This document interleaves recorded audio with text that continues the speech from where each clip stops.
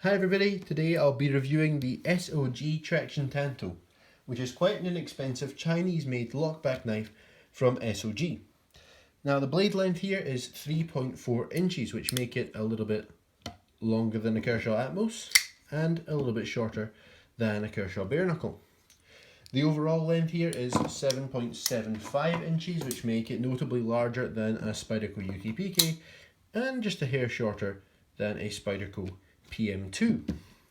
The weight here is quite an important stat. It is 2.3 ounces, which for a knife with a 3.4 inch blade is really pretty light.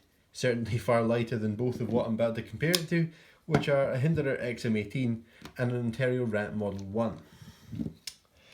Now, we're going to start with the deployment, and unfortunately it's not a nice place to start. As I start to open this knife, you will see that the blade gets pulled away from my thumb. Almost every time there is a skip in the deployment where it jumps ahead of my thumb. And towards the final part of opening the knife, there's quite a lot of pressure required to get the knife to lock open. You can see that the pressure ramps up. It's springing back at me quite firmly. It takes quite a lot of force to get that last sort of 5-10 degrees of angle. Now, those two things are a bit of a problem when you go to open the knife and it skips away and your thumb lands on the cutting edge, like mine did there. Now, this is of course something that I'm trying to show you on camera, but it is something that's happened to me quite a lot when I've been carrying this knife. If I just go to open it without thinking about it, my thumb is on the edge, and that is absolutely a problem. Fortunately, this blade is made of 5CR steel, which means that if my thumb does land on the edge, it's not really a cutting issue. This is an incredibly blunt knife now, and we'll get to that later. Closing this knife is kind of a matter of opinion. A lot of people, when they're closing a lockback, want to push the lockback and the blade to stay where it is and to be closed with a second hand, more in controlled manner, or pushed against something like their leg. You can push it against it and close the knife in that manner. Some people, probably fewer of them than the first option, like the blade to drop when they push the lock bar. It's a less safe way of closing a knife, but it is an easier one-handed way of closing a knife, which I prefer, but you do have to be a bit more careful with it, so that's something that you should know going in. Now, the materials here are not particularly great either. This is GRN, glass reinforced nylon, same as the Buck Bantam. Personally, I think they both look and feel very, very cheap, even more so than the Buck Bantam.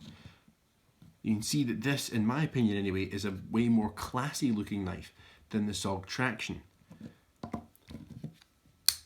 You can also pinch these GRN scales together. Now, it does take a fair bit of force, but it can absolutely be done. And that is not brilliant really either.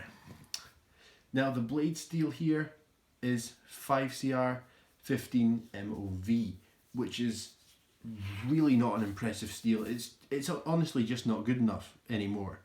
The Buck has a better steel. A lot of other knives that are even cheaper than this have better steels than that. You couple that with this Tanto recurve, and you've got a horrible knife to keep sharp, because it's going to be a pain to sharpen. Tantos, you have to sharpen this edge and this edge separately. That's due to there's supposed to be a kind of sharper angle change here. This is probably the closest analog I have. When I sharpen this ZT, I sharpen this piece and this piece as two separates so that I don't ram this corner out in the middle, okay? On this, you have to sharpen this piece and this piece separate if you want to preserve this corner. Unfortunately, this part is then recurved, and that means if you're using something like a guided system like I do, then your stones will probably still fit in if you're using a guided system. It's not ideal, but if you're using like flat stones, you're not going to be hitting all of that edge, which means on a flat bench stone, you're not going to be able to sharpen this edge properly. And even if you have something that will sharpen this edge properly, you still have to sharpen this edge and this edge separately. And then once you've sharpened it, you have a sharp 5CR15 MOV blade, which is just not a good enough steel. It's not going to hold an edge very long at all. So I've never sharpened this knife, and I've got no intention of, because I know that it's going to be a pain to sharpen, and I know once I've done it, it's not going to hold an edge for very long. So this is the only knife, with the exception of Kershaw Knockout, which I explained in my review why I had to kind of rush this one through. With the exception of the Knockout, this is the only knife I have reviewed so far which I have not sharpened at least once. And I hope to keep it that way. The build quality here is, it's in line with the rest of the knife. That's how we'll word it. The other parts of the knife are at the same level as the build quality. I don't want to be too horrible, so that's all we'll say. I do have to point out though that this knife is pinned together instead of screwed together, which I really don't like, and I think there's no need for that anymore in the knife world. Companies have proven that they can make inexpensive knives and still have them screwed together, which gives you the option to take it apart and clean it or adjust it if you need to. Now, we'll get into how the knife carries, and this is where we start to see some positives. The carry profile here is fine. You see, it's a lot less high in the pocket, if you like, than a Spyderco PM2. You can see that it doesn't have anything severe sticking out like the hooky flipper tab on a Hinderer XM18. And it is 2.3 ounces, like I said, that is very light. So this knife actually carries really pretty well in the pocket, given its cutting edge length, etc. Something that bugs me about how this knife carries though is the pocket clip. Not specifically how the pocket clip works, more for one, the branding on the pocket clip. If you have a pocket underneath there, it writes SOG on your pocket using the material of your pocket. I don't particularly like that, but it's not a deal breaker for me if you like. What's worse in my opinion is that the pocket clip lands on a rough area, a rough textured area, which means that as the material of your pocket goes underneath the clip, it's having to slide over a rough textured material, and that makes it just more of a pain to get the knife in and out your pocket. Other knives sometimes do that. This PM2 has a texturing, a far more mild one to the handle, and a pocket clip on that. It's kind of okay because the texture is a lot more mild, but you can see this texture is quite severe. It's not incredibly grippy, but it is quite severe on your pocket. Now, the Spyderco UK PK, these are aftermarket scales unfortunately, but the normal scales have a Spyderco logo here, and it gives the clip somewhere flat to land so that as you slide the material of your pocket in, it doesn't get stuck.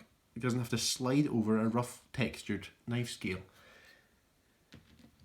Here, they've done that, they've put their logo on it, they've got a smooth area, and they just haven't put it underneath the clip.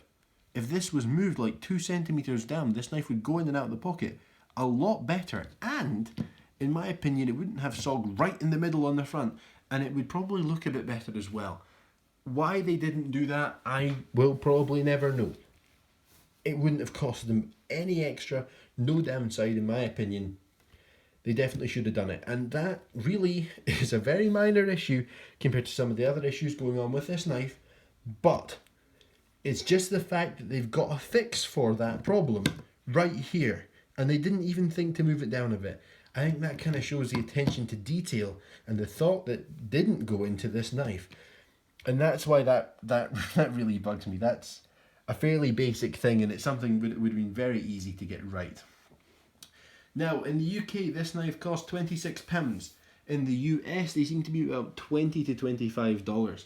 That is not a huge amount of money, but there's also a lot of better options out there for that money. I think a lot of these that get bought will be bought through Walmart, especially, of course, in the US. If you are in Walmart, maybe have a look at the Ontario VAT Model 1. These are, to the best of my knowledge anyway, still sold in Walmart. Also things like some Kershaw models will be in there for that price, most likely. And Kershaw did an exclusive with Walmart for a while, which was called the Hotwire, and it was only $10. And if you're trying to spend as little money on a knife as you can, that is a miles better option than the SOG Traction. Now in the UK we don't have quite as many options as they do in the US, but we still have some better ones. This is my kind of top pick for other options. This is the QSP Parrot. This knife has, as you've already seen, better action. It has better blade steel. It's 440C, which is at least like 2 steps above the steel in the SOG in my own mind. It has full liners, full steel liners, which make it feel far more solid than the SOG. You can see there's maybe a little bit of blade play, but there is far less blade play than the SOG, for absolutely sure. The blade play on that SOG is quite atrocious. Yes, full liners, making it far more solid. It's screwed together so you can take it apart and adjust it if you need to.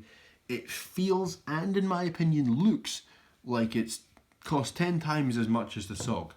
And you can tell me what you think. Which looks like it cost more? To me, this is a far nicer looking knife, far more quality looking knife, and it is £8 cheaper than the SOG. To me, that is a complete no-brainer. Maybe you're watching this review and you're going, you know what, I really like that SOG, that's the one I want. To me, the QSP Parrot is a complete no-brainer over the SOG. If you are looking at the SOG, there's a lot of other good options though, like if you can find one and you're willing to spend a little bit more money, a CGRB. This is a CGRB Rampart, but almost anything CGRB makes, they tend to be of a type, ceramic ball bearings, D2, good action, usually flippers, occasionally thumb stud knives like the Feldspar and the Centros, but that would be an excellent option if you don't mind spending a little bit more. Slightly higher end even than that, maybe have a look at Civivi, that kind of thing. There's a lot of good options out there which are gonna beat out the SOG, I'm afraid. Now, having said all of that, the SOG Traction has been around for quite a while now, and in the last couple of years we've seen SOG improve, in my opinion at least, hugely. If you look at the sort of community's reception to things like the Terminus XR, you'll see that knife enthusiasts have been very, very positive about that in a way that they haven't really been with SOG for a little while now. And I really think that they are improving, and I really want to see them improve, and hopefully I'll have more of their stuff on the channel in the future. Maybe I will pick up something like a Terminus XR, because I'm rooting for them. This is just not really good enough, I'm afraid. Apologies for the times that I have said SOG in this video instead of SOG. They are trying to get people to say SOG again. There's a little bit of a minor rebrand going on in SOG, and it's very welcome in my opinion. They're going from SOG and kind of angular skulls with berets on them to Studies and Observation Group, which is what SOG meant to begin with.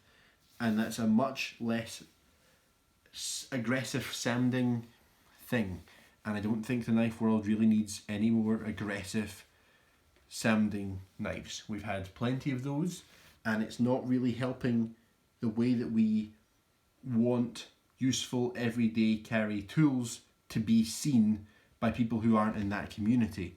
I think something like Studies and Observation Group, which they have been writing on some of their blades in full recently, is a far nicer thing, and is hopefully going to be a bit more positive.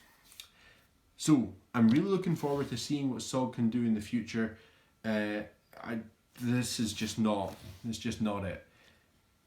I thoroughly recommend that you do not buy these.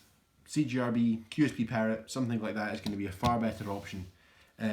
That's it for today. Thanks for watching. Bye.